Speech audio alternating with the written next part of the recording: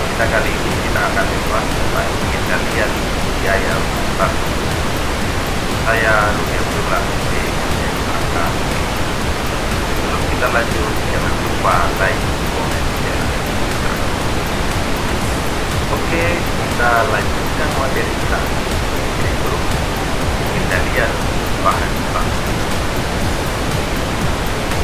Jadi karakteristik bahan baku. Bahan baku adalah bahan dasar yang diolah menjadi produk sesuai jelekan. Bahan baku ini terdiri dari bahan baku langsung dan bahan baku langsung. Kalau bahan baku langsung ini adalah bahan baku yang mempunyai ciri mudah ditelusuri, produksi merupakan bahan utama produk selesai, dapat diidentifikasi sebagai proses produksi setiap itu adalah baku langsung. Kalau bahan baku ini adalah dalam proses produksi biaya ini diperlukan sebagai biaya pabrik. Pembelian bahan baku. Tiga prosedur pembelian bahan baku.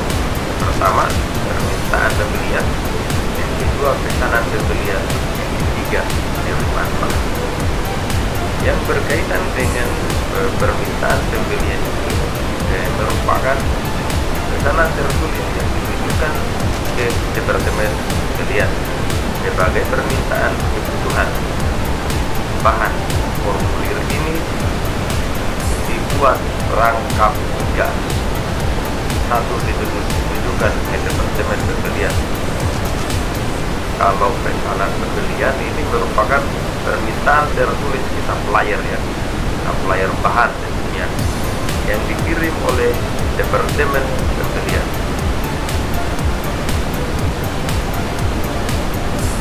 Kalau penerimaan bahan ini merupakan laporan tertulis yang dibuat oleh departemen penerimaan bahan. Formulir ini dirangkap 4 yang dikirim ke departemen pembelian, departemen akuntansi, departemen perundangan, dan departemen penerimaan. Itu adalah penerimaan bahan. Oke, kalau tiga prosedur pembelian bahan baku, penilaian prosedur akhir ya, penilaian prosedur akhir. Ini ada yang misi, ada yang salah ketik ya.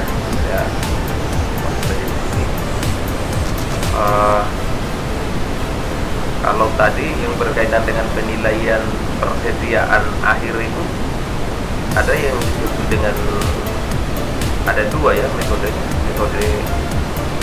misi dan metode perpetual. Kalau metode misi ini adalah metode penerimaan dan pengeluaran bahan baku, dicatat pada akun persediaan bahan baku. Sedangkan jika terjadi pembelian bahan baku, akan dicatat pada akun pembelian bahan baku tadi. Kalau metode perpetual, yaitu mencatat sejumlah persediaan secara terus-menerus ya, hingga setiap saat jumlah persediaan dapat diketahui berdasarkan catatan akuntansi. Itu metode perpetual. Oke, kita masuk di materi yang ada di slide. Jadi penilaian metode persediaan bahan baku, metode penilaian harga pokok bahan baku yang digunakan dan penilaian harga pokok persediaan banyak ditentukan oleh frekuensi pembelian bahan baku. Harga beli yang berbeda-beda untuk harga beli yang berbeda-beda. Untuk mengetahui hal ini, maka digunakan metode yang pertama, metode harga pokok rata-rata. Yang kedua, metode FIFO, first in first out. Yang ketiga, metode LIFO, last in last out. Yang keempat, metode harga pasar. Yang kelima, metode harga standar. Oke, mari kita lihat. Kita masuk saya coba jelaskan dulu ya, metode harga rata-rata. Jadi kalau metode harga rata-rata ini pada dasarnya adalah metode rata-rata, terutama semua bahan langsung yang ada dalam persediaan di gudang tentunya dianggap harganya sama. Itu untuk metode harga rata-rata. Kalau metode FIFO,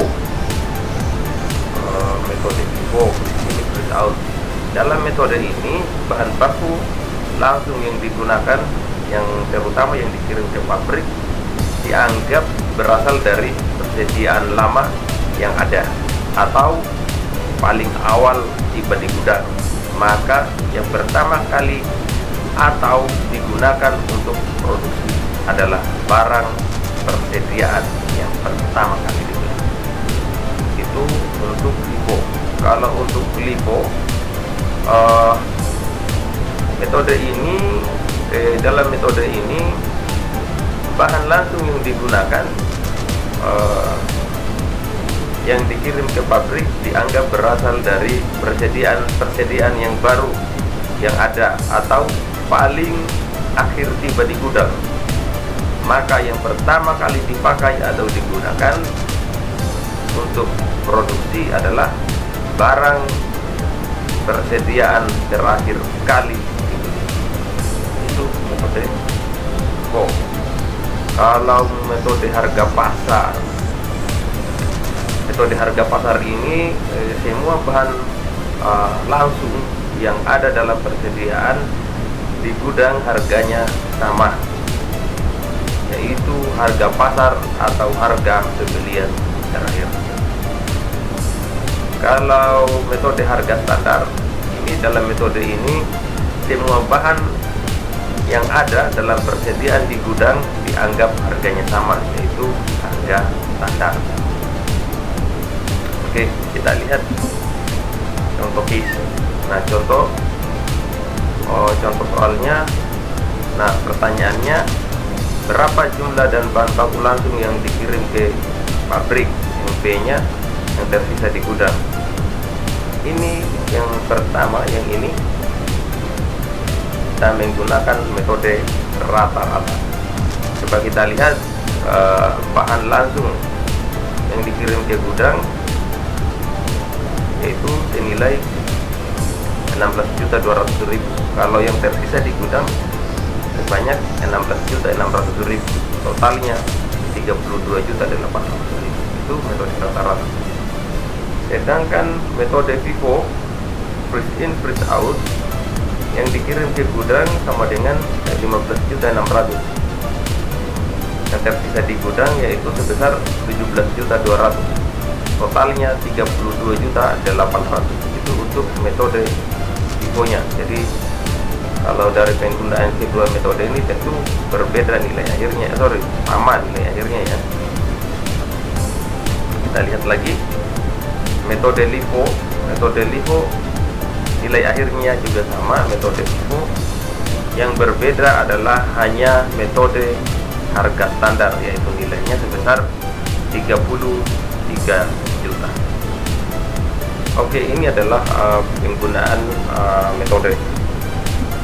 Pertanyaannya begini, kalau di dalam perusahaan yang bagus kita menggunakan metode yang mana? Kalau saya lihat semua tadi sama, tapi perlu dipahami bahwa pemberlakuan metode ini tergantung dari barang atau persediaan yang ada di gudang. Tidak semua persediaan di gudang cocok atau sesuai dengan metode yang tersedia tadi. Tapi di perusahaan juga itu ada yang namanya kebijakan, ada yang namanya aturan, ada yang namanya SOP.